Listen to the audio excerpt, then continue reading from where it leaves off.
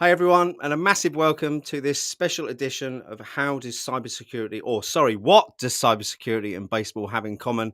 My name's Simon Linstead. I'm the host and founder of the InfoSec Live community. And today I've got three very, very special guests. But before we bring them on, a little bit of housekeeping. If you're watching this live, please like and subscribe. Also, please jump in the comments. We want to make this interactive as possible. And if you're watching this on the replay, again, please hit that like button. Make sure you drop your feedback in the comments because we're always looking for ways to improve the show. But without further rambling, because I'm really good at that, and for those of you that are watching live, it is 11 o'clock in the evening here.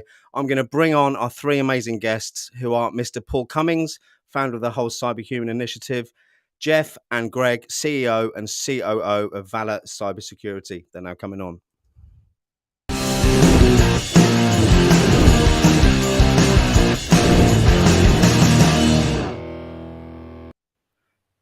Welcome, guys. Thank you so much for jumping in today. And I think, as we said in the back of the studio before we get started, this is going to be an event where Simon keeps his mouth shut. The British person talking about baseball isn't the right approach, but we do have a baseball star in the audience or in the room with us today. And we also have a couple of expert cyber people as well, with Paul Cummings at the top. Say hello to everyone, Paul. How's it going, everybody?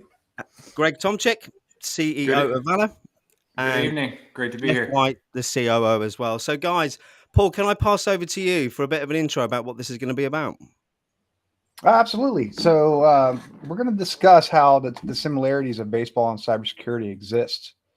When you think of baseball is a game of data loss prevention. And our goal for this topic is going to be talking about the various positions on the field to include your offensive side. And that's pretty much the route we're going to go. Fill some questions and see if anybody has any thoughts of their take on a sport or hopefully baseball and how it translates into what they do. Super. Before we crack on to that, then, Paul, I know a lot of people watching will probably already know who you are, but just give everyone a bit of background on who you are and what you do, and we'll go around the room before we get started. So during my daytime, I am a cybersecurity research engineer with Stevenson Technologies Corporation. Currently working with IoT and hacking IoT devices and smart devices. And by night, I am the CEO and founder of Whole Cyberhuman Initiative, an organization that's built on workforce development research. We developed a 100-hour pipeline that is self-paced, absolutely zero monies involved. The only cost is time. We actually just had our first 2 people complete the pipeline, and I'll be launching their outtake videos here soon. And yeah, I mean, we have a fundraiser going on. Our goal is to make $25,000. There's multiple ways. I will drop it in the comments. But the goal is for $25,000, $20,000 go to the procurement of 50 $400 test vouchers for certifications and starting the first ever cybersecurity certification scholarship on scholarship.org. Awesome. Thank you, Paul. Super exciting and happy to support what you're doing there at the whole Cyberhuman Initiative. I know one chap personally, Gregor in Germany, who's just been through the program, said it was absolutely phenomenal. So hopefully we can touch on that again a little bit later on. But Greg, do you mind jumping in and just telling everyone a bit about yourself? Yeah, absolutely. Good evening, Simon. Thanks for hosting this. I think it's going to be an exciting conversation. If you heard Paul's intro, he is a modern day superhero with what he's able to accomplish. The team here at Valor Cybersecurity definitely partners with Paul and puts folks in our talent pipeline through his program because we really see the benefit that he's able to provide folks. And it's not the same of the other programs in this space. So I want to just establish that up front. It is very collaborative. It is experts in the field providing you the expertise that you need to go whichever path you're going to go. So it's not we're going to stick you in a box and put you down an alley we think is going to be best. It's a collaborative approach that we support here at Valor Cybersecurity each and every day, and love being a part of this community with you, Simon, and Paul. Always a pleasure to interact and be able to kind of share share some of the things that are near and dear to our heart, but also, relate them back to people in the cybersecurity space. So just a quick intro. Greg Tomchick, CEO here at Valor Cybersecurity. We're based out of Norfolk, Virginia here, home of the Navy, as many people know it. Both my parents were military, so really always had that military defense mindset. Ended up playing baseball for the St. Louis Cardinals later in my career. And after that, had a cyber attack at a company I was running, so decided to dive in headfirst to cybersecurity. The path has not been straight. It's been jagged. It's been all over the place. It has been, one that I don't think I could have drawn on a piece of paper or on the back of a napkin if I even dreamed of it. And I get to each day go to the table with a great team to be able to discuss how we assess cyber threats in different business environments. We help build security programs, and we do it in a variety of industries, including professional sports with my background in that space. I'm extremely excited about this conversation and looking forward to diving in. Awesome. And I was then going to introduce Jeff, who I think may be back. Let's see if I can bring you on, Jeff. Are you there? Yeah, Testing. I don't know if you guys can hear me, but I'm hard down with my internet, so I apologize to you gents. But not sure where we are in the conversation, but happy to. I can help you with that. I can help you with that, yeah. Jeff. We can hear you loud and clear. It's Perfect. much better now. We were just doing a bit of around the table, doing a bit of an intro about ourselves. Paul's gone, Greg's gone, and you seamlessly arrived at the right time to carry that on, Jeff. Yeah, so Jeff White here with Valor Cybersecurity, working right alongside Greg, and really working at the business level to help guide, advise, and ultimately transform businesses when it comes to navigating their cyber threat landscape and building their cybersecurity program. So quick rundown about me. Happy to be here, and I'm sorry about the internet connections. Awesome. Thanks, Jeff. It's absolutely pleasure. I'm glad you got back in. So, Paul, let's throw it back to you. So I think this was your idea for a show, despite Greg being our resident baseball star. Can we kick off with the whole idea of how cybersecurity and baseball have those similarities? Absolutely. One of the conversations that I had recently with Greg, not too long ago, and Jeff, was the amount of professional athletes that are exiting, due to injuries and stuff like that. So, probably a month and a half ago, and then maybe a week ago, I hit him up and said, "Hey, we should do a segment on how the similarities are in cybersecurity with baseball." Because there's a lot of baseball players that might want to get out, and they might not want to go sell insurance, or be an all-state, advert type person. So when you think about the story of baseball, it's about a baseball diamond. And this diamond is essentially your company. Now, breaking each rule down is way easier than when you think about the different cybersecurity roles that are out there in the world, right? So thinking of it as a SOC or an MSSP, you have everybody you need for a SOC environment on that baseball diamond to protect your data. You got your pitcher, who is your primary, that's your first responder. They do your VPNs, they're your firewalls. They're your DLP program. You got your catcher, who's looking at the actual field. That's your GRC compliance and risk management person. They're your disaster control because they see everybody. They know each player's weaknesses. And then when you talk about the entry and the exit to the diamond, you got your first base, you got your third base. Those are your SOC analysts. The most busy of the busy bees are going to be your second base and your shortstop, which are going to be your threat hunter and your threat intel. They're in the mix of it. They're following the adversaries while they're on the field. And then you got your outfielders. They're your VLANs, your subnets, your OAuth. They're your absolute data loss prevention, trying to stop that ball from going over the field or data being extra field. And then thinking about your batter at plate, they're social engineering you. They're using behavior science against you, and they're trying to break your defenses. And then when you think about in the concepts of ERAs, in baseball, or errors, that's your percentage that, you're actually fielding the ball with not having any issues, like slipping a pitch, overthrowing shortstop or something like that, right? So those can equivalent to CVEs or patches or a bad GPO, or lack of awareness training.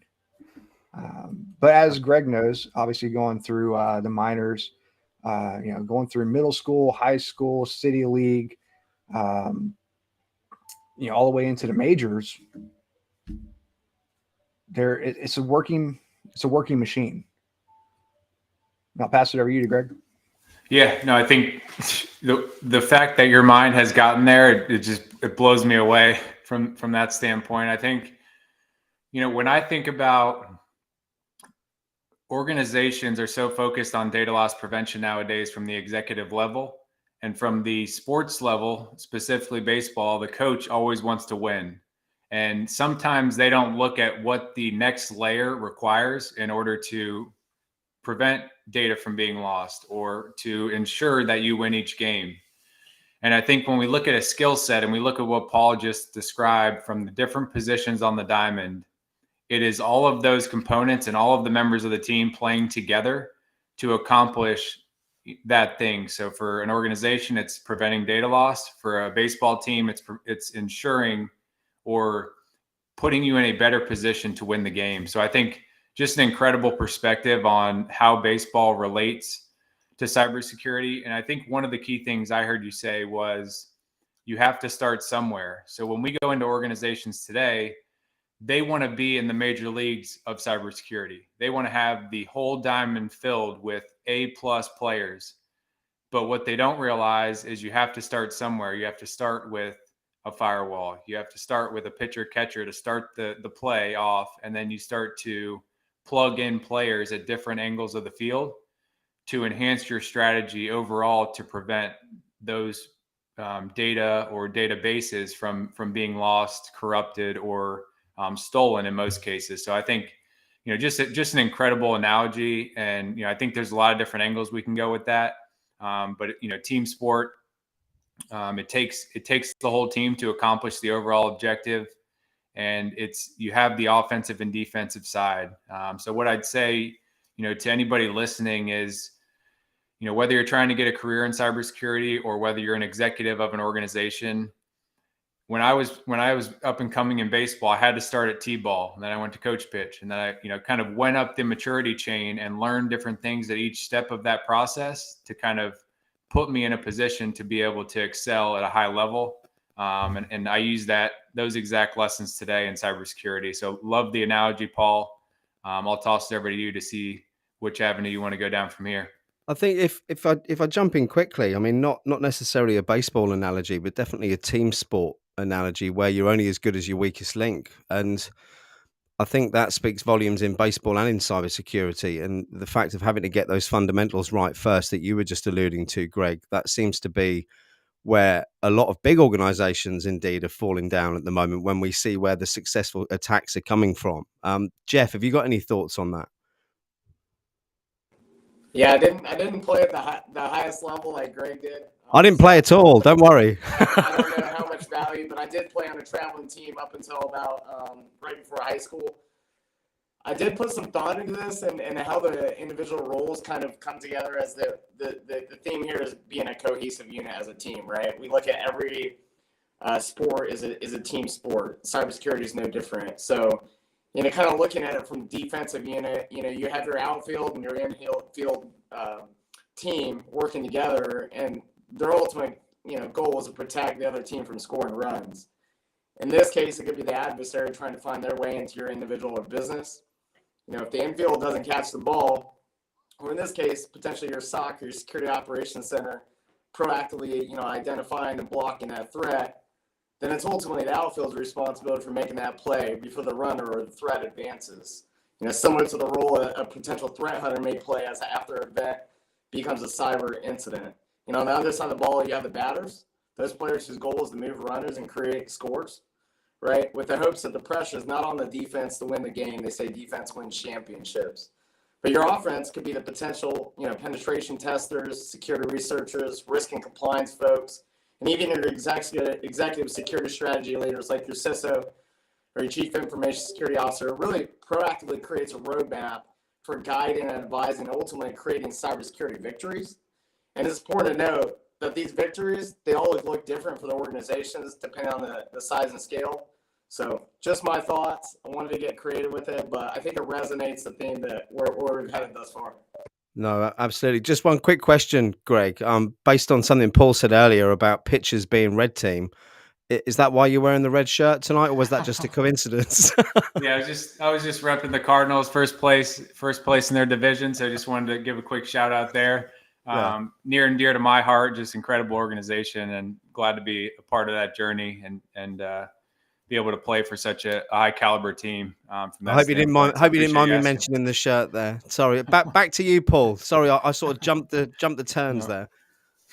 Oh, you're good. I mean, you're absolutely right, right? So the pitcher can be the offensive side too, because they're trying to break the batter's perimeter, which is the batter's box, right? You throw that curveball. Maybe that was a fishing attempt. You always got the batter that wants to swing out. That happens all the time, even in the majors, not just in high school or middle school, but they go for those thinking that that's going to be easy pickings, and then the ball drops on you, and you're like, oh, well, I just missed it. But there's another aspect too when we talk about the different strategies of the similarities, and that's the architecture of the baseball field, right? So when you talk about, in the back channel, we were talking about with Greg being a pitcher, right? We'll look at like the minors, in the majors, right? In the minors, the AAA team, they're beating the heck out of you, right? You don't get a relief pitcher or anything like that. You're running rampant, so you can make it back up to the bullpen. You can look at that as an immature sock that's overworking their analysts, overworking their team. Maybe they have those job descriptions out there that are riddled with 20 certs, PhD, stuff like that for an entry-level position, but the pay is going to be top dollar. Well, they're paying for all that experience, and now that person thinks that, I'm worth this much, and they get there and they're like, I'm really working for this dollar amount. And then you look at, finally making it to the majors. You've already learned that team cohesion. You've already built that coach-player familiarity. And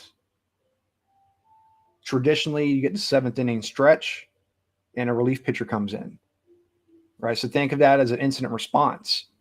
If you have an active engagement going on longer than 3 months on site or 3 weeks on site, that incident commander might need to swap out. The incident commander being that pitcher, right? Because their arm is heavy, it's jello, or maybe it's a 3-part game, and he's got to save because he's got to open the game tomorrow morning. Stuff like that. And then you got the working parts. We talk about the VLAN for the outfielder. Maybe that switch needs to go down for maintenance, so you swap out the player. But that's the route that I think we could go with next is, how the different architectures and the complexities, especially, with tomorrow leading into Web 3.0. Yeah, Paul, I think not enough folks see the structures in sports that are intentionally put in place. So it is such a back office operation of you play for 3 hours and you practice, say, for 9 hours. So it's such a coordinated muscle memory type activity that gets put on a stage for such a short period of time that you're dependent upon to execute in that short period of time. And if you make a huge mistake, it is under the spotlight. So it's very apparent from that standpoint. It's like if you're in a real life cyber attack going down and you make a mistake that you practice 1,000 times, that could take down a portion of your network. When I think about muscle memory and all the effort that goes into practice, I think about people preparing and doing training and awareness and understanding the different architectures that the organization operates within, whether cloud, whether it's on-prem, and kind of understanding how those things come together to accomplish a common mission. But I think a lot of folks in the IT space and the cybersecurity space, they understand structures. But when you look at a sport, there's those exact same structures. They just might be called, something different from a naming convention, but they have a similar mission at the end of the day. And I love that you made that connection there. Sorry, I was muted then. Jeff, any thoughts? No, I was just going to break it up and ask Greg if pitchers still hit home runs. So that was always the joke that they like to think of them as having warning track power, but WTP. Yeah, but I played an adult league here, and most of the time they only hit me nowadays, and I'm kind of curious why I didn't hit when I played at a higher level. And I sometimes see those guys around, and I say, I should have been a hitter and maybe not a pitcher. But I think in today's cyber world, you can really be whatever you set your mind to from that standpoint, because there's so much open area to expand. So is it again definitely though, have WTP. Jeff likes to joke me about that. So is it not important though to play to your team's strengths or the individual player's strengths? I think I say that from my own experience of thinking I could be a technical pen tester when really my skills probably weren't there in the first place. And this goes back, going off tangent from the baseball, back to what whole Cyberhuman Initiative are doing, and something you mentioned earlier, Greg, actually, which is people not being shoehorned into roles that are available, but finding roles that suit the people, because there's a lot of that around in the industry now. We see it all the time. I'm not going to start naming names, but you do see it. And especially people being preyed on who are transitioning from military service here in the UK and in the US, end up getting shoehorned into roles that perhaps don't suit their skill sets because of who they've engaged with. Paul, any comments on that? And how can we relate that to baseball, I suppose, is the tenuous question, isn't it? Oh, I mean, so just like you have in your football, baseball has a draft, right? So we are seeking that top talent. There, the headhunters are out there. They're scouting the high schools and the colleges. Some high schoolers can absolutely go right into minor league and play farm ball, is what they call it, for a couple of years, and be basically an athletic graduate. Going through like a business program or something like that. But I mean, ultimately, you nailed it right there with the veterans. That's a soft spot for me, especially with the boot camps that have been praying. I was glad Military Times actually found out that one organization was doing that for, I think it was like well over $5 million that they basically defunded or defrauded the government. And that's not even counting how many service members got really minute training off of it. It's not even that. It's derailing someone's, career path as well, isn't it? Because you see people then a year down the line from starting these things, having to go back to the beginning and start all again. Well, this really goes back to something that Greg's been doing really good with his partners and contracts that he's got, is really explaining that cyber is your business defense. Stop trying to silo it with IT. Yeah. Right. Because your IT has InfoSec teams there to audit the IT. Well, if your cyber people are with your IT, who's going to audit them? Right. You need that third party assessor to come out to audit your team. So can't mark your own homework. Yep. But that's the first step is, when you look at the two websites that I like to send candidates to, because obviously we're making global presence, but in the US I send people to the SysNICE framework, right? And that's broken down by the NICE, National Institute for Cybersecurity Education, of how they interpret those roles, right? And then for our family on the other side of the pond, I send them over to the UK Cybersecurity Council, because they do the same thing. But I will say that the one on UK is definitely better with the nice click and drag. But Well, it's User ironic because experience. I point everyone in the direction of the US ones. well, so the U.S. ones are more in line with the DoD FedRAMP, Yeah. and let's be honest, that is where you see a lot of the unfilled roles being vacant at. It doesn't help that there's that constant argument between medical marijuana and federal service. If I got medical marijuana and it's for insomnia, for example, by the time I wake up in 8 hours, the mind alter substance is gone, right? Or in theory, right? So you have, I think it was the Federal Employees Union or the Federal Employees Legion is actually they're presenting the MORE Act for that, because even CISA, who has an awesome apprenticeship program, is having hard times because some states you can't even get a private, public trust clearance if you have, a felony even as a minor, right? Usually, most states I'm gonna say something about that because it's close to my heart, right? in a way, and in the UK, obviously, it's different rules here. So, marijuana is illegal.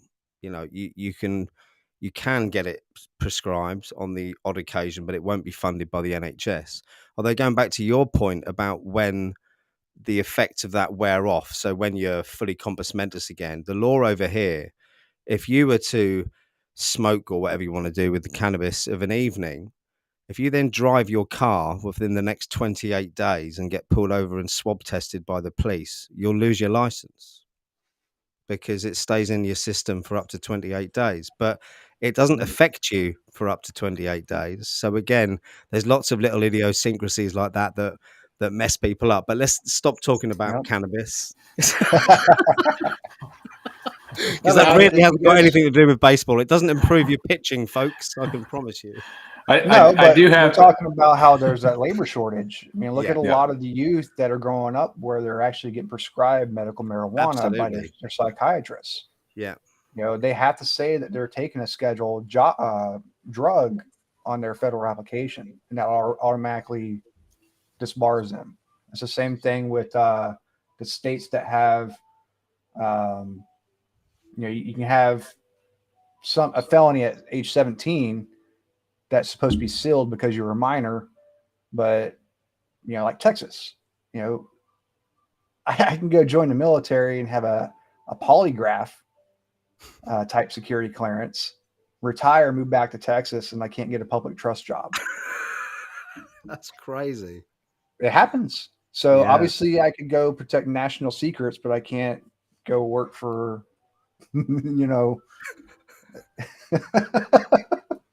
Yeah, I think that you backwards. Yeah, very much so. Definitely on to something here, Paul. A lot of those individuals that, the workers of the time that, maybe break into, government installation, government sites, and now they can't get jobs in the private sector. But the best way to defend is knowing how to get in potentially. So there's a stigma there that we don't want them because potentially they committed a, felonious act at some point in time. But could they potentially bridge the gap in the talent shortage and ultimately plug some of our holes proactively? Probably. But I completely agree, Jeff. And there's Daniel Kelly, who was the TalkTalk hacker in the UK, which is the biggest telecoms hack. He's been out of jail, I think, approaching 2 years now, and he has finally got a job as a researcher. But it took some time, and him doing a lot of work on LinkedIn, self-promotion, I suppose reassuring people that he isn't a criminal anymore. And, the thing is, he was 15 years old when he did that. He's now in his 20s. It took many years to go to court before he even went to jail for it. And then he's now on license for another 2 years afterwards. So I suppose the first learning point there is crime doesn't pay, because it's put his life completely on hold for 7 years, ruined his family life as well. But also it's finding those companies who will take a punt, I suppose, take a gamble on taking him on. Because I agree with you, Jeff, the amount of value that these people can bring is phenomenal. Yep. Yeah. I mean, Mike Jones, was in a similar kind of situation, good, bad, or, indifferent there. But, the main thing is that he has talent, skills, and ability.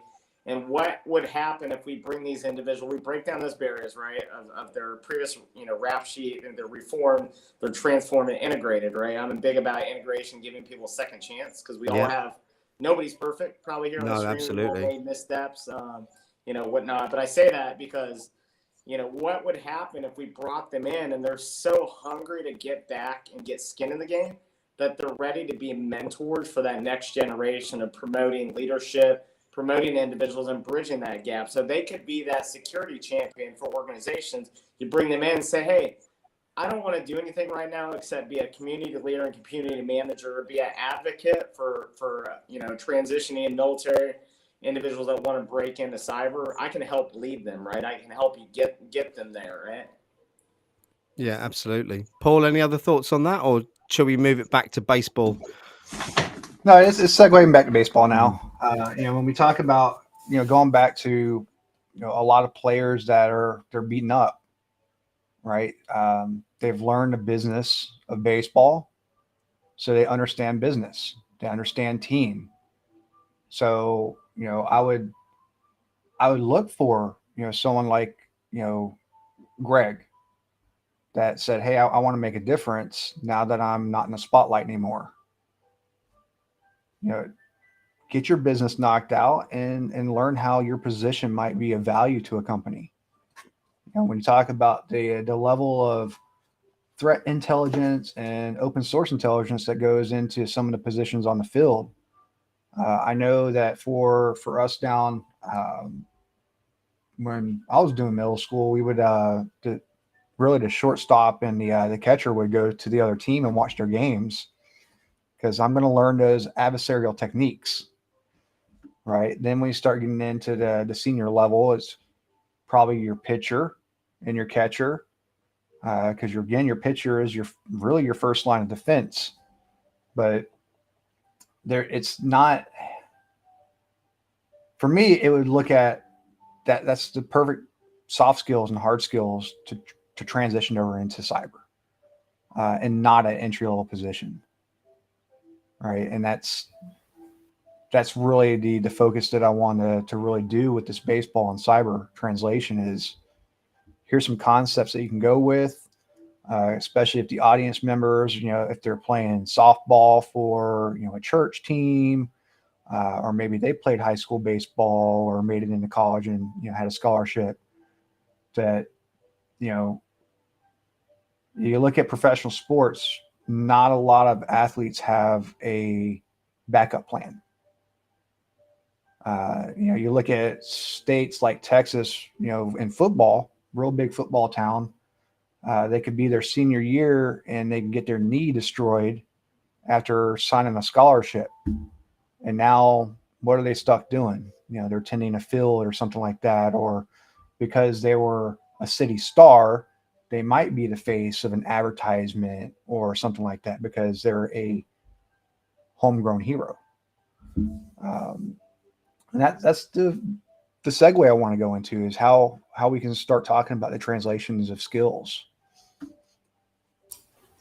Yeah, I love it. This is one of the things when I was still playing, but also when I got out, that I really tried to make a point to anybody that I would speak with, whether it was a 10-year-old person who thought they wanted to play professional baseball, or it was somebody that was transitioning out of the military locally that said, you're in cybersecurity, how can I get into cybersecurity? Or I'm in this area, I want to get into business, for example. And just being able to realize that we all have unique experiences, and they make you uniquely qualified to do the role that you want to fill. Obviously, you have to leverage your skills, your past experience to get you inside the door. But once you're in the door, the clamshell is open for you to make the best of it, from that standpoint. So I think, leverage your skills, have the right people on your side, organizations like whole Cyber Human Initiative, and be able to ask the right questions. It was, for me, everybody wants the answer, but they need to understand the questions to ask when you have the unique opportunity to be in a conversation with somebody who's an expert in a space. Not necessarily how did you get there, but what did you value when you were trying to get there? What type of person did you look for to lean on when you were trying to get to this role? for me, I was always labeled and bucketed as a baseball player, and that was it. You're not an academic. You're not a person that likes to read books. You don't like to, learn new things. And it was just because you're good at something, you're put into this box of baseball player. And if I allowed myself to stay in that box, I would probably be, training people or, being some type of local coach, which I still do those types of things.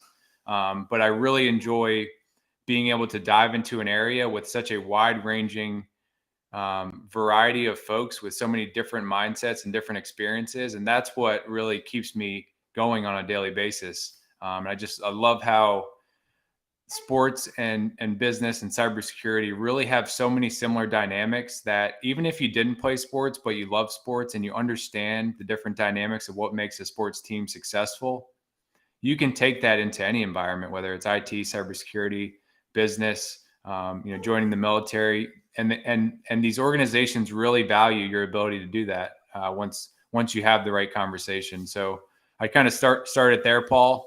Hopefully, I kind of hit on some of those key points, but willing to dive into any of those I angles. think if you don't mind me just jumping in quickly, Greg, what seems obvious to me is the word mindset, and success in itself is a mindset. And someone coming from the background that you have, where you've trained super hard, you've put the effort in, you know what that takes, you know what it means, you know what failure feels like, you know what winning feels like. That's so transferable to any industry, especially cybersecurity, which, let's be honest, is a little bit cutthroat at the moment as well, isn't it? Paul, any thoughts? Yeah. No, it absolutely is cutthroat. I mean, you figure just in the U.S. alone, cyberseek.org heat map says 714,000 roles unfilled. I presented at Cyber Now Summit in April, and it was only like 610,000 back then. But there is, that you and I talked several times about how my mind's wired differently, and I can look at somebody in the military and say, based on your job in the military, this is how you can translate it into cyber. It's just one of those things that, maybe I'm broken, but maybe it's a good broken in a good way. Yeah. And it's the same thing with sports. This isn't the first time I used a baseball analogy. I got to meet Tony Mack, one of the inaugural Jaguar players on his TV show. And, we were talking about whole cyber, and he's like, well, what is whole cyber? And I played to his strength. We are the middle linebackers of cybersecurity education. We're looking at the battlefield. We're picking up the pieces. Everybody that's left behind, we're pushing them along, and we're driving the defensive line or the offensive line. But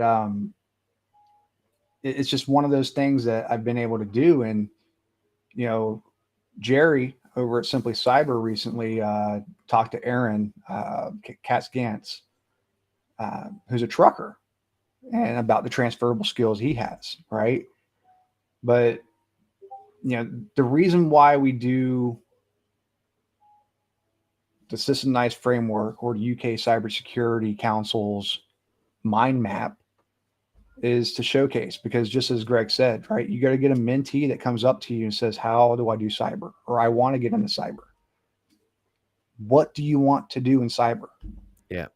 I don't know. I watched NCIS and I seen McGee and Abby on the same keyboard hacking. I want to do that. It's like, you laugh though, Paul. That was me about 3 years ago. I think going back to what I said earlier about the training companies, or some of them out there, though, I don't think they help. It's the managing expectations part. And I know there is, massive amounts of roles unfilled, but there's also, and don't take this the wrong way, anyone who's watching, but I was one of these people who'd spent 6 months on Hack the Box and thought I was an expert at penetration testing. When in reality, it is really so much more than that, isn't it? Well, that goes to really Greg's strong suit, and really Jeff's too.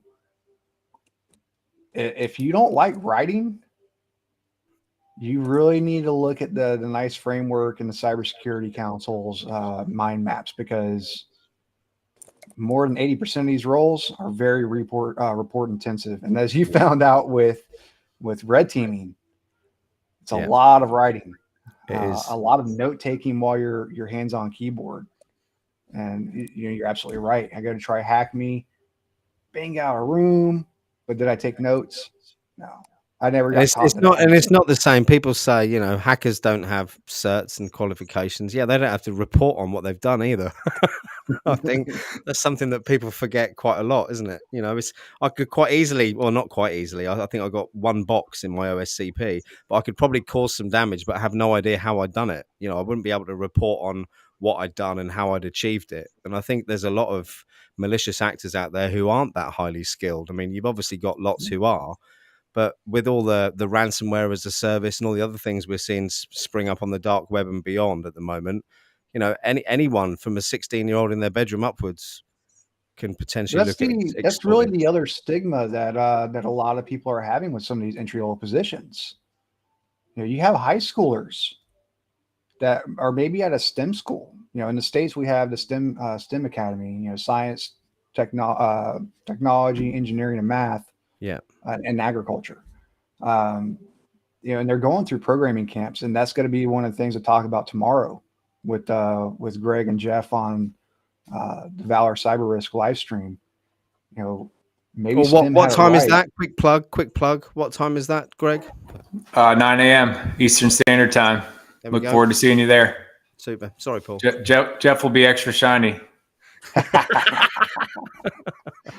Appreciate the plug. He'll have his coffee, hopefully some whole cyber by then. Right, you should be some whole cyber. I'll be sipping on it. But I mean, it's that mindset that, you know, we keep circling back to mindset.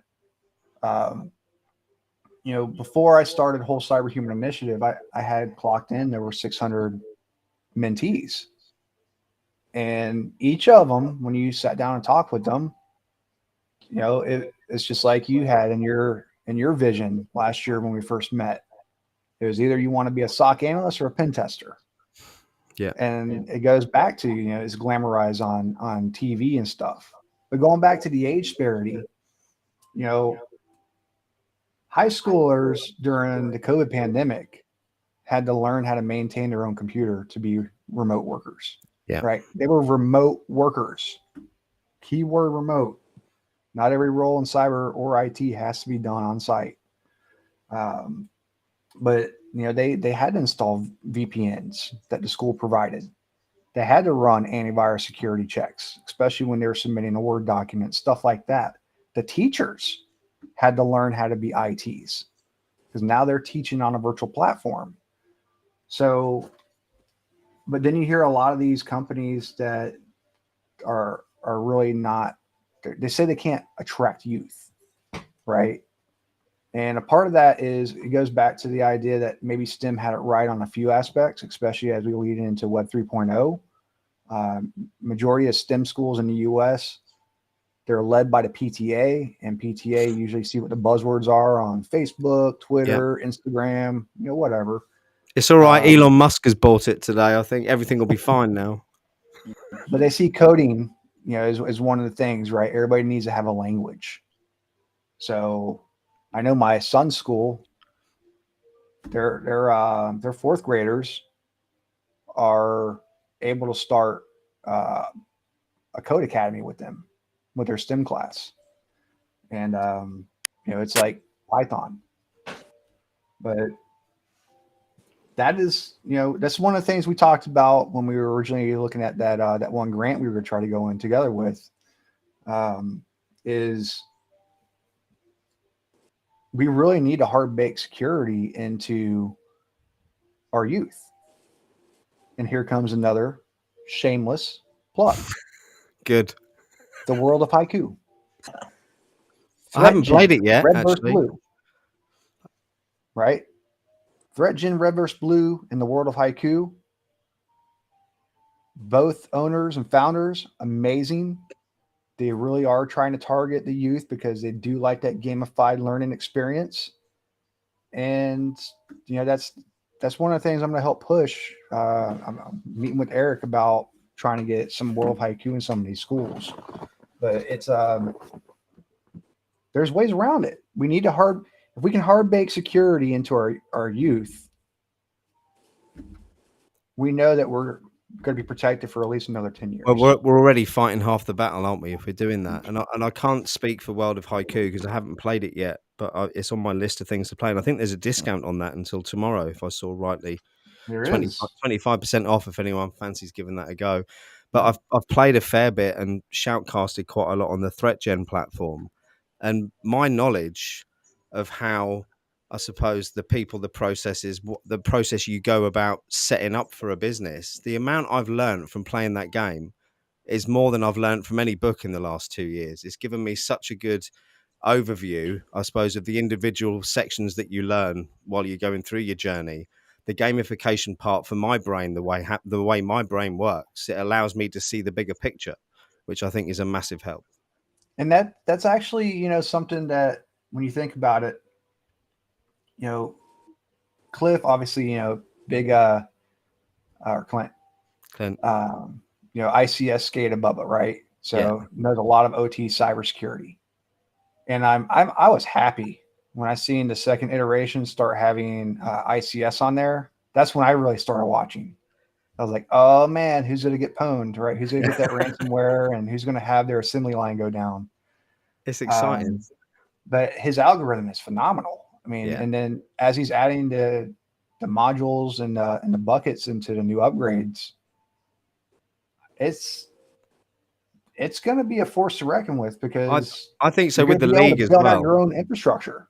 Yeah, and I think with the league's going to help bring that competitive edge to it as well, which I think will definitely help with the younger students. I mean, my 17-year-old, he's been playing it on Steam now for about 3 months, and he keeps coming out with stuff. I think he knows more about cybersecurity than I do, which isn't hard, as we all know. But it goes back to, you play the game or you play it to learn. Yeah. Right. Because I do know some people that are just blasting through it. I got my points, I'm done. They're not reading the cue cards. It's like backdoors and breaches. Yeah. Another, we need executives, from, I would say, director level up to really start utilizing backdoors and breaches and tabletop their environment. Yeah. That would be a huge success and win in my book. And how do we do that? How do we get the engagement? It goes back to something that Greg had mentioned, or you mentioned earlier too, with all the CISOs that are within your circle wanting to do something. One of the things that we're going to use the fundraiser money for because 5,000 goes towards overhead and upkeep and stuff, is we're going to try to host a director to executive level roundtable so we can talk about this talent shortage. Quit saying talent shortage when the adversary's watching TV or surfing the internet. That's a good point. But talent there's no shortage. There's a shortage in people that can identify it. And I think whilst there's lots of platforms where CISOs and other C-suite executives can go to share best ideas and practice, 99% of the time, these are sponsored by vendors, let's be honest. And there's always an ulterior motive. That's the feedback I've had from the CISO. So for you to say that with the funding you're going to get, you look at organizing one of them that isn't vendor focused, I think would be extremely popular, because all the feedback I've had so far is, they love sharing best ideas. They love the fact that they could get together with perhaps CISOs in the same industry, sharing the same problems and digging deep into things. But then you've got some aggressive SDR standing at the bar with your glass of champagne, not letting you leave for 45 minutes until you buy their silver bullet. Well, it's just like some of the conventions right now, they actually say on the call for presentations, no sales pitches. JJ, our brother JJ, I mean, look how many times he's went to conventions in the last year and was like, I'm not going anymore, because they're all vendor sales pitches. They are. Nobody's learning anything, which was with the intent of the conventions. Learn as a community. Yes, that, I mean, But I went to my first one this year, which was RSAC, and I was shocked actually as to how little value there was for someone like me there, other than being sold products to for 2 days. I caught a couple of the keynotes, which were really, really good, but I could have watched them back online, couldn't I? Afterwards, so I was a bit disappointed. Although I did come home with lots of pairs of socks, free T-shirts, and stickers that my laptop's covered in, so it wasn't a complete loss. I mean, and that's another segue into the similarities with sports and cyber. I mean, you have the National Baseball League. It's a bunch of ring knockers that got together. They formed a league, and they actually plan out the games, right? So it's when you really think about a ball club, you can actually look at it as its own little government, right? So you have Major League Baseball conglomerate controlling who plays where, what times. Is it going to be a back-to-back, which sadly still happens, even though there's more days in a year and there's less teams now. But who gets that? Right? But all the way down to when you talk about the DoD clients or the DoD contracts, those are your ball clubs. The Cardinals. They have to be within compliance. They have to go out and get those drug tests. They have to make sure that their relief team or their primary starters have a relief team, right? So there's a lot of strategy that goes within sports and business, especially when you think of a lot of the CEOs or the C-suites inside civilian side work in the U.S. How many of them are prior officers from the military? Right, because there's companies that actually look at the military, Navy specific. They come out and they learn the business of a ship, and they walk away with some pretty awesome dynamic leadership. And that's another aspect that Greg and Jeff can talk about with the leadership skills that anybody on a diamond has. Just like in cyber, if you are leading by maybe you're growing in public, you learn something new, you share it so that person behind you can learn it, right? You basically want to work yourself out of a job. With cyber, everybody's a consultant, at least in my theory, even that SOC analyst that's never had hands on keyboard before, because they are there to be that first line of defense for that business. But thinking how that, just the baseball diamond in general, being a well-oiled machine on a good day, even on a bad day, because it is a team, they still triumph, even if there is that zero on the win, right? It could have been, they might not have won, but maybe they stopped ransomware, or, because you look at like we were talking about with threat gen, you have your hard kill and you have your soft kill. Am I going to exhaust your resources and kill you because you don't have enough turns to keep pen testing me, and I get you on a stalemate clause? The same thing with cyber business. How can you thwart them? With maybe cyber insurance, stuff like that. So that's there's a whole other debate, isn't there? The cyber insurance market at the moment.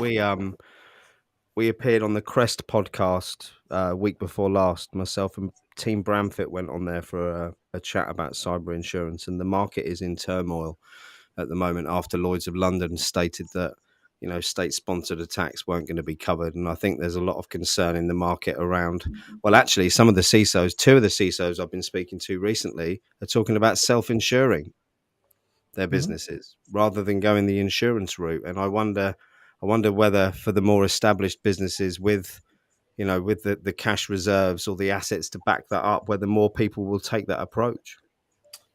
Well, I think a lot of startups have already started doing that, because now you have equity capital. Yeah. If I put my company in equity capital and let's say I'm Blizzard, and Overwatch 2-Day happens, right? And then that department of Blizzard gets shut down. I have public equity to where that game can still make money.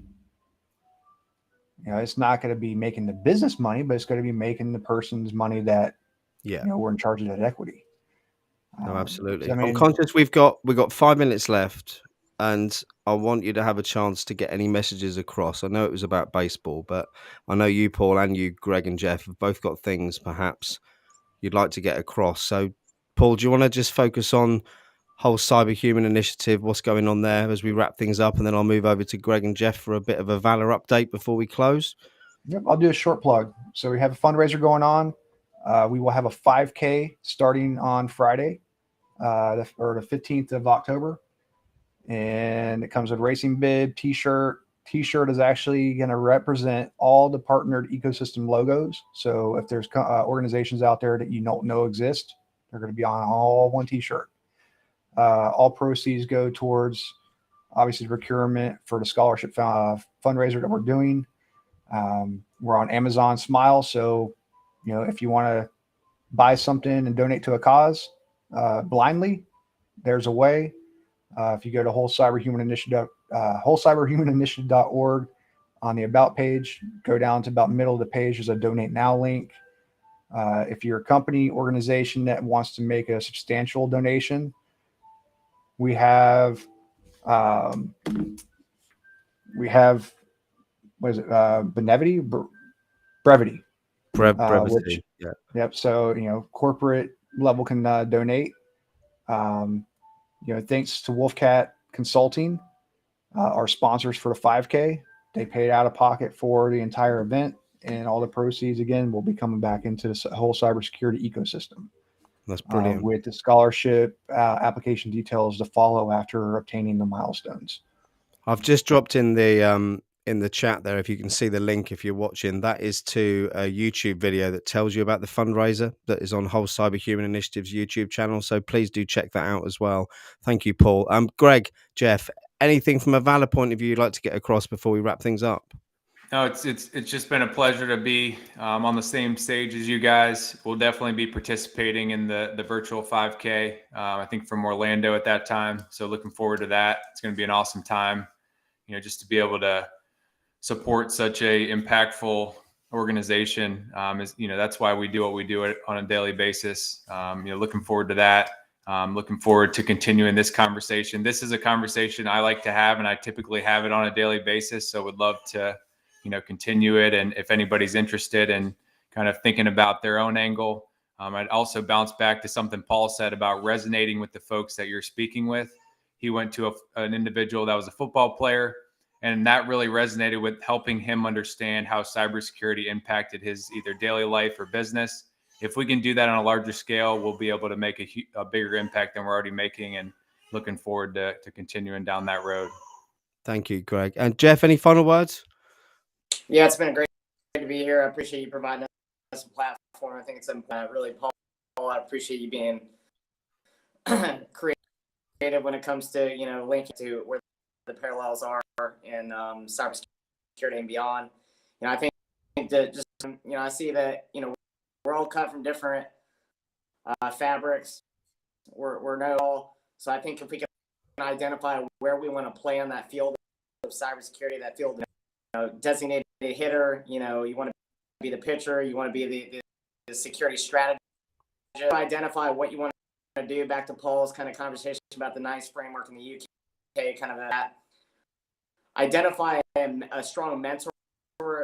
Mentors is going to be on. Identify strengths and opportunities for growth, and then those areas that you want to grow in, and go back to the drawing board.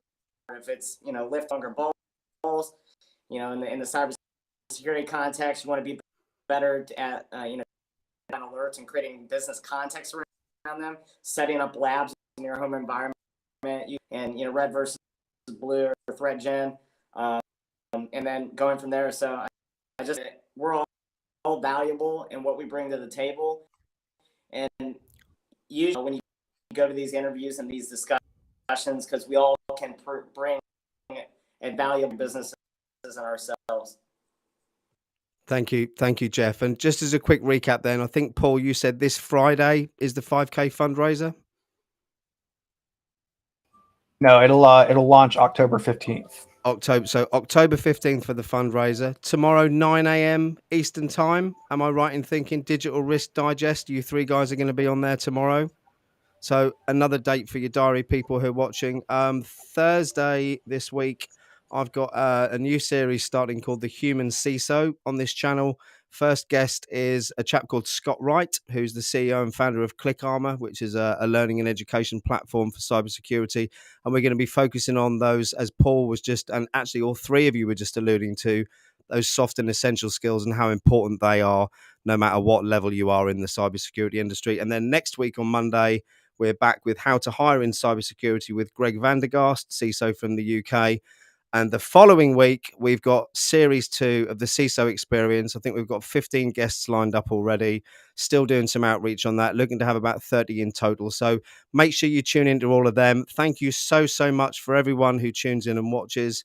Bit of an announcement that I should have probably done at the start. We've qualified actually within just under 12 months for the YouTube partner program by getting just under 5,000 watched hours and 2,000 subscribers. So a massive thank you to all of you who've supported us for that. Hopefully it means we can keep getting more content out there, more value for all of you. So Greg, Jeff, Paul, it's been an absolute pleasure. Everyone, see you all soon.